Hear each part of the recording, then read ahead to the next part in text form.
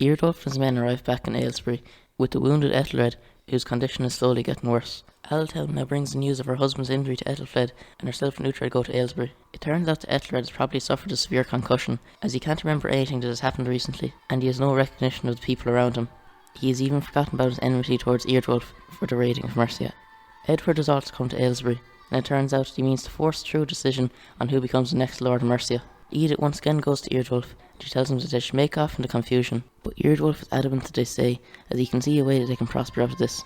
With the king at death's door, the big question is who will succeed him. So Edward first goes to Eardwulf to ask him about the Mercian Guard, and he finds out that they're completely loyal to him and who becomes the next lord. Back in Winchester, however, Ailsa is being confined to her rooms, and all she asks is that a Bible be brought to her.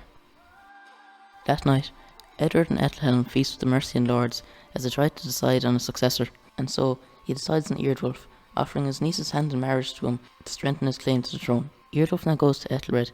He tells him that he's been chosen to be the next Lord of Mercia, but Ethelred says that he does not agree with it, and he won't give him his daughter to be married.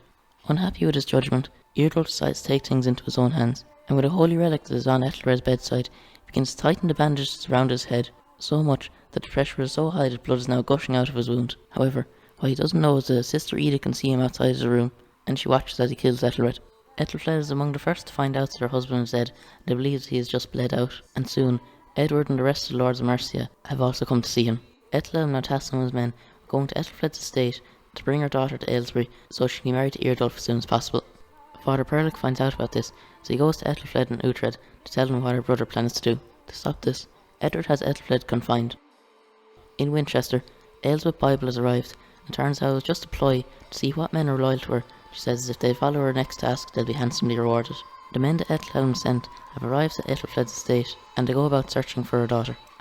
However, they knew they were coming, so Finan, Sihtric and Osfryd have hidden all the children so that they can't be found. The men are forced to return back to Aylesbury empty-handed, as they haven't been able to find Ethelfled's daughter. As the men ride off back to Aylesbury, Uhtred now appears from the other side of the estate, and he's glad to find that none of the children have been taken. In Aylesbury, Edith now goes to Ethelfled in confinement, and she tells her that they're trying to break her out. Ethelfled doesn't believe her at first, because she's the brother of Eardwulf, but when she sees Aldhelm waiting for her with horses, she knows that it's true.